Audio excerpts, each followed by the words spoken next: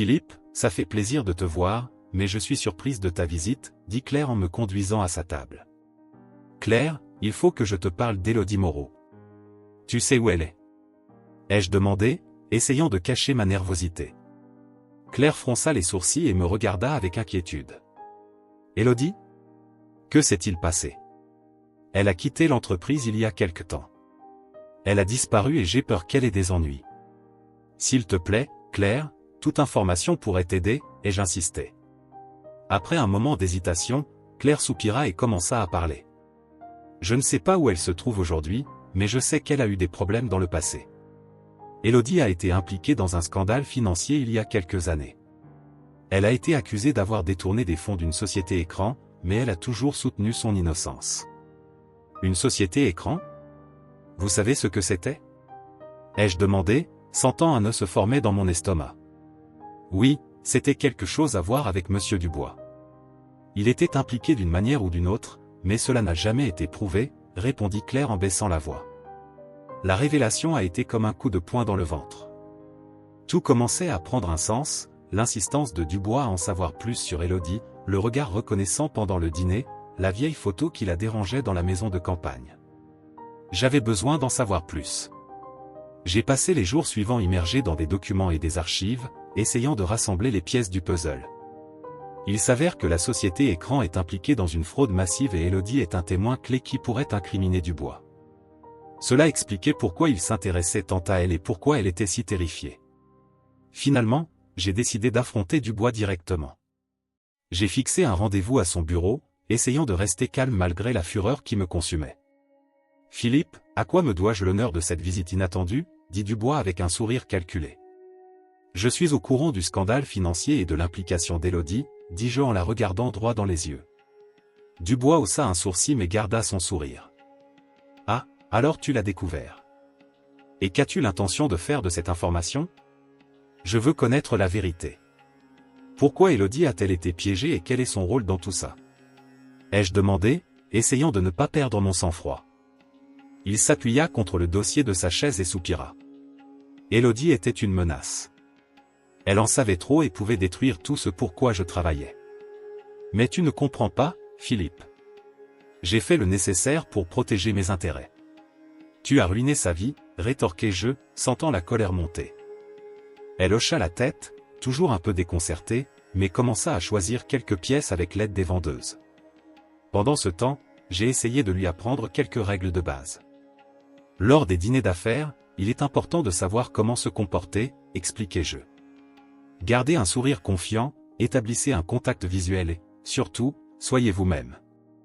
Elle a ri, un son léger et détendu qui m'a fait réaliser à quel point la situation était devenue tendue. Philippe, tu me demandes d'être quelqu'un que je ne suis pas. Mais je ferai de mon mieux. Lorsque le dîner est finalement arrivé, j'étais nerveux mais déterminé. J'ai rencontré Élodie dans le hall de l'hôtel où se déroulait l'événement et j'ai été surprise de voir à quel point elle était magnifique. Son élégance et sa confiance étaient indéniables, et pendant un instant, j'ai oublié que tout cela n'était qu'une imposture. Tu es superbe, dit-il, véritablement impressionné. Merci, répondit-elle en souriant timidement. J'espère ne pas décevoir. Nous sommes entrés dans la salle où les investisseurs étaient déjà rassemblés. Tout semblait bien se passer, jusqu'à ce que je remarque le regard de Monsieur Dubois fixé sur Élodie. Il y avait quelque chose dans son expression qui me mettait mal à l'aise, comme s'il la reconnaissait de quelque part. Philippe, murmura Élodie en remarquant ma tension. Tout va bien? Oui, bien sûr, mentis-je en essayant de rester calme. Suivons simplement le plan. Mais quand j'ai vu l'intensité du regard de Dubois, j'ai su que cette nuit ne serait pas aussi simple que je l'avais imaginé. Le dîner battait son plein et, même si j'essayais de garder la conversation centrée sur les affaires, je ne pouvais ignorer la tension croissante à côté de moi. Élodie était visiblement mal à l'aise sous le regard persistant de Monsieur Dubois. Ses yeux semblaient scruter chaque mouvement, chaque mot qu'elle prononçait. Je pouvais sentir son malaise grandir à chaque minute qui passait, et cela ne faisait qu'augmenter mon inquiétude. Alors, Élodie, dit soudain Monsieur Dubois, interrompant ma tentative de rediriger la conversation vers les chiffres du dernier trimestre, vous avez mentionné que vous aviez travaillé dans une entreprise technologique avant de rencontrer Philippe. De quelle entreprise s'agissait-il? Élodie hésita un instant, sa main tremblant imperceptiblement sur la serviette. C'était une petite start-up, rien comparé à la grandeur de l'entreprise de Philippe, répond-elle avec un sourire forcé. Malheureusement, l'entreprise n'a pas fonctionné et j'ai dû chercher de nouvelles opportunités. Intéressant, murmura Dubois en se penchant un peu en avant. Et cette start-up avait-elle un nom spécifique? Avant qu'Élodie ait pu répondre, je suis intervenu en essayant de paraître désinvolte.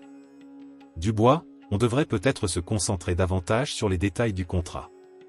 Après tout, c'est pour ça qu'on est là, non?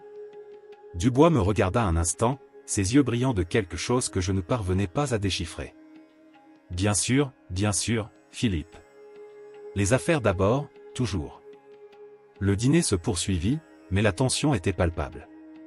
Chaque fois que Dubois posait une nouvelle question personnelle à Élodie, je sentais un nœud se former dans mon ventre. Cependant, elle les a contournés avec une habileté surprenante, mais à chaque réponse, ma curiosité pour son passé n'a fait qu'augmenter. Lorsque nous avons finalement dit au revoir aux investisseurs et sommes montés dans la voiture, Élodie a poussé un gros soupir.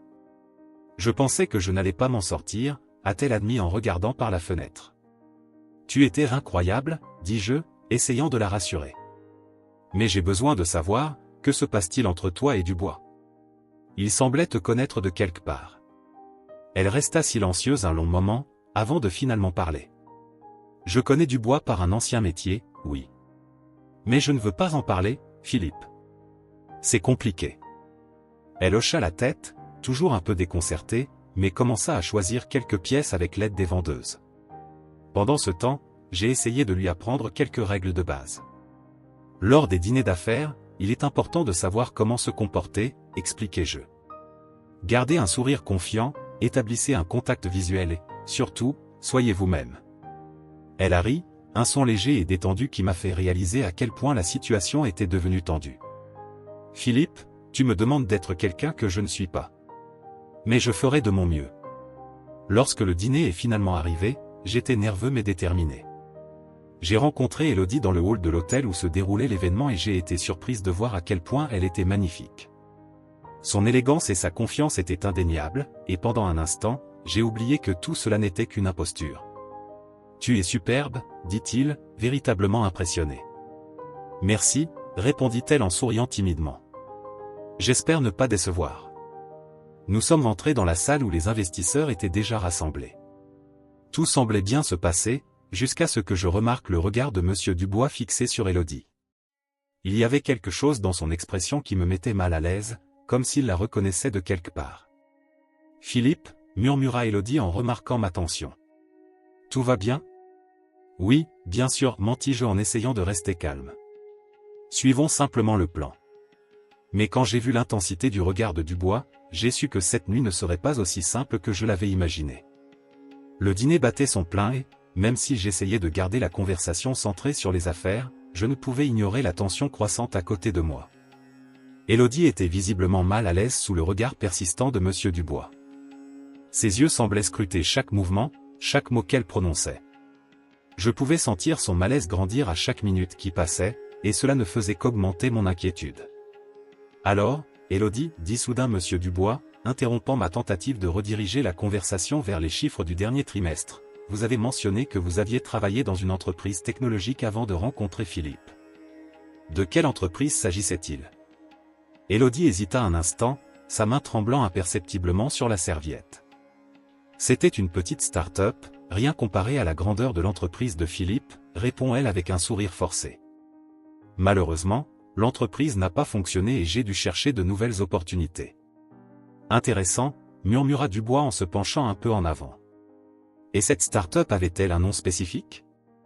Avant qu'Élodie ait pu répondre, je suis intervenu en essayant de paraître désinvolte. Dubois, on devrait peut-être se concentrer davantage sur les détails du contrat.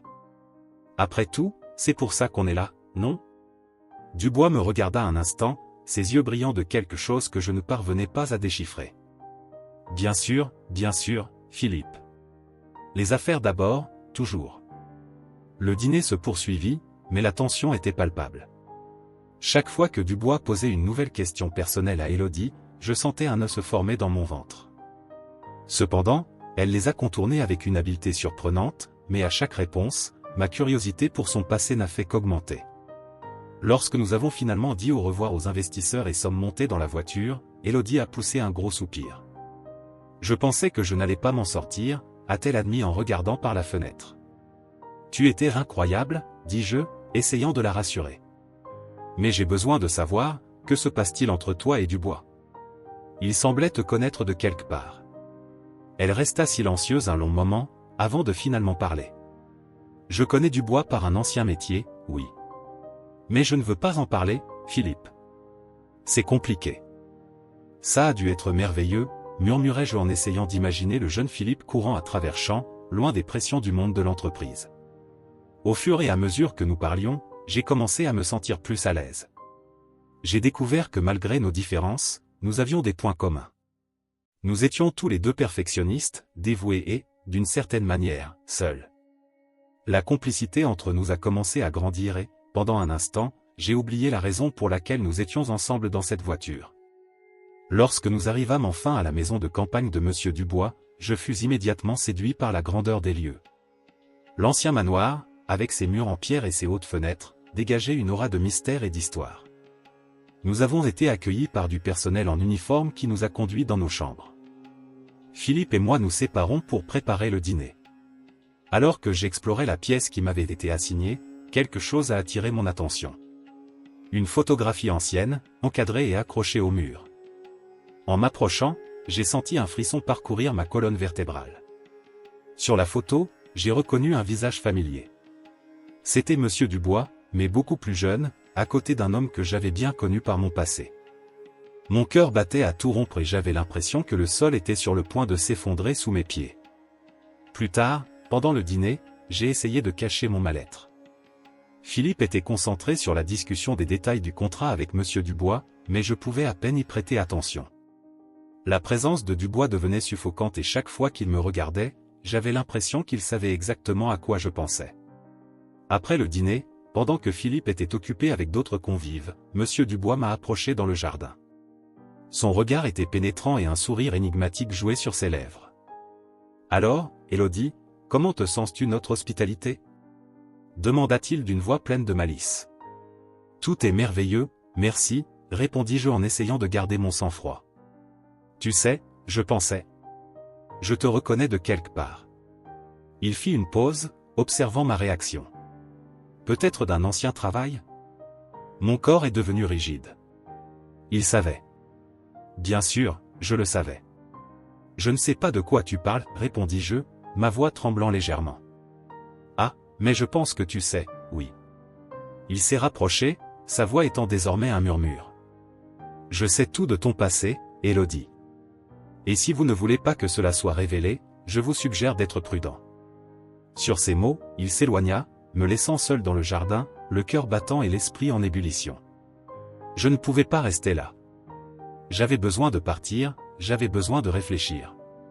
Sans rien dire à Philippe, j'ai couru dans ma chambre, j'ai récupéré mes affaires et j'ai fui la Bastide. Alors que je courais sur la route sombre, sans destination claire en tête, j'ai ressenti un mélange de peur et de soulagement. Philippe serait inquiet, je le savais, mais je ne pouvais pas risquer ma sécurité. Je devais trouver un moyen de résoudre ce problème, de faire face à mon passé et de protéger Philippe des conséquences. Mais une chose était sûre, plus rien ne serait comme avant après cette nuit. J'étais de retour à Paris, mais la ville me paraissait plus sombre et plus oppressante que jamais. Les lumières vives et l'agitation des rues semblaient se moquer de mon anxiété croissante. Élodie avait disparu sans laisser de traces et je me sentais impuissante. Depuis qu'elle s'était enfuie de la maison de campagne de Monsieur Dubois, je ne pensais qu'à la retrouver et à comprendre ce qui se passait réellement. Mon premier arrêt a été l'entreprise où, entre responsabilité et réunion, j'ai essayé d'avoir des indices sur l'endroit où se trouvait Élodie. J'ai parlé à plusieurs employés, mais personne ne semblait rien savoir.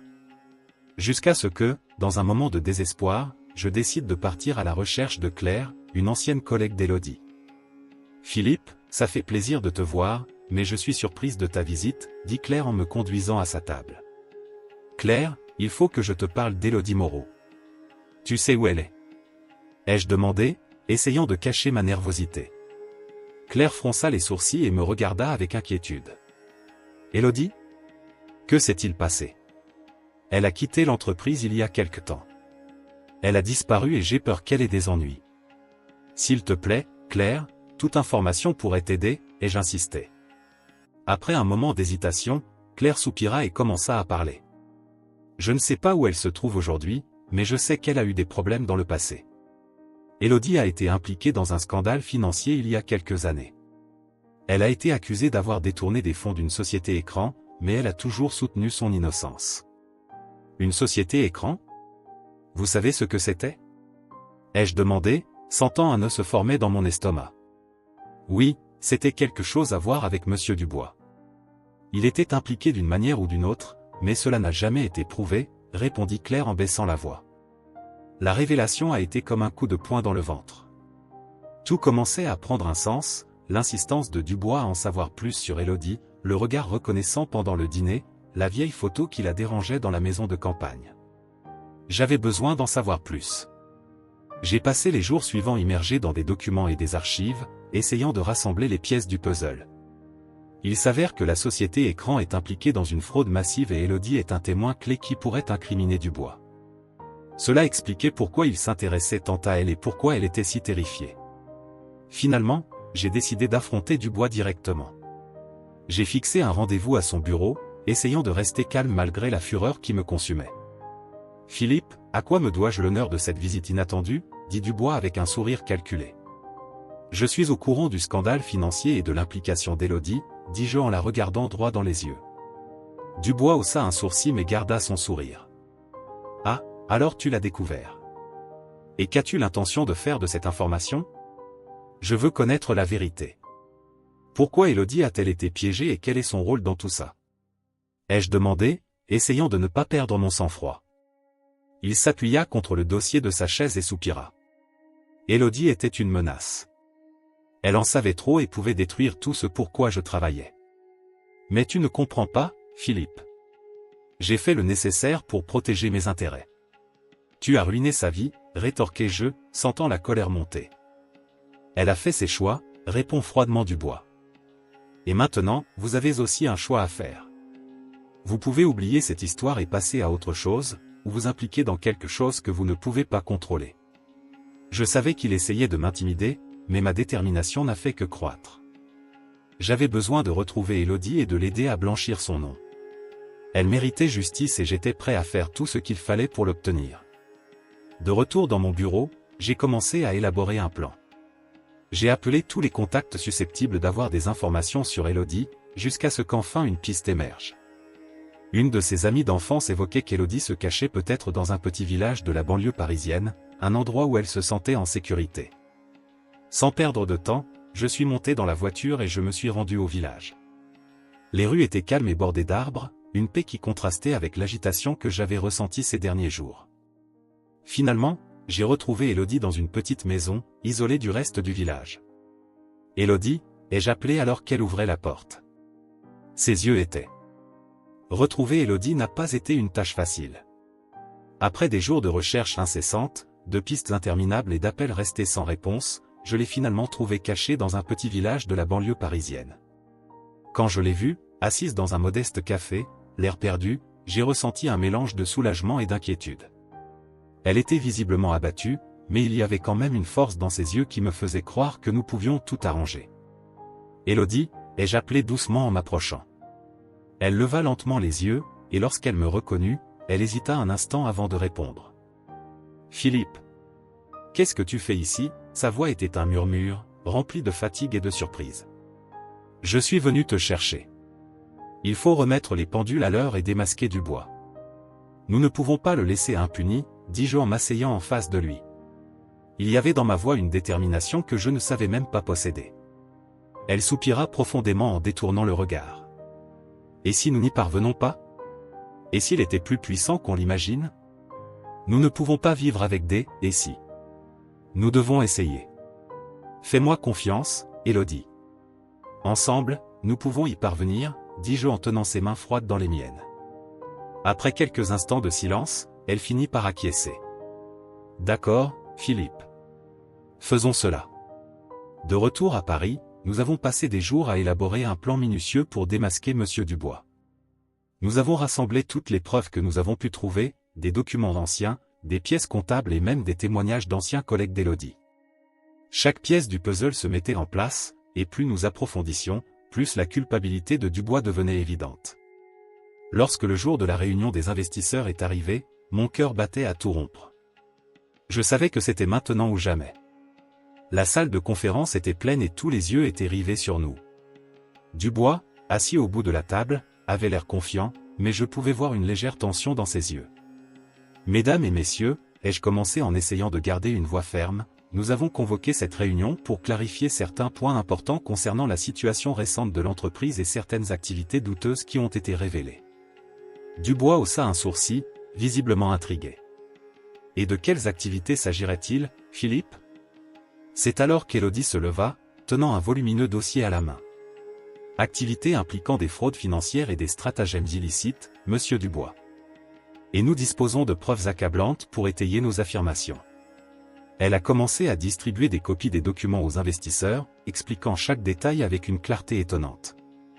La pièce était complètement silencieuse, à l'exception du bruit des pages tournées et des murmures de surprise et d'indignation. « Ce sont des accusations graves, mademoiselle Moreau », tenta d'intervenir Dubois, mais sa voix n'avait plus la même sécurité. « Sérieux, mais vrai », répondit Élodie avec fermeté.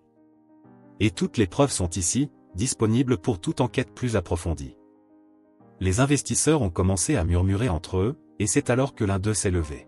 « Si cela est vrai, nous ne pouvons pas permettre à quelqu'un comme monsieur Dubois de continuer à faire partie de cette entreprise. Nous devons agir immédiatement. » En quelques minutes, la décision était prise. Dubois a été emmené par la police, qui avait été prévenue et qui attendait dehors. La salle éclata dans un mélange de soulagement et de célébration. Une fois la poussière retombée, j'ai été entouré d'investisseurs qui ont loué mon courage et mon intégrité. Mais le véritable héros du jour était à mes côtés et je ne pourrais être plus fier. Mais la plus grande surprise était encore à venir. Quelques jours plus tard, nous recevions la visite inattendue d'un avocat qui nous apportait une révélation choquante. Élodie était en fait l'héritière d'une grande fortune laissée par un parent éloigné. La nouvelle a été un choc pour nous deux, mais en même temps, elle a ouvert une nouvelle perspective sur nos vies. Donc que faisons-nous maintenant ? Ai-je demandé à Élodie, alors que nous étions assis sur le balcon de mon appartement, admirant la vue sur Paris. Elle sourit, un sourire sincère et plein d'espoir. Maintenant, Philippe, nous commençons un nouveau chapitre. Ensemble. Et donc, avec la silhouette de Paris devant nous, nous savions que nous étions prêts à tout affronter tant que nous étions ensemble.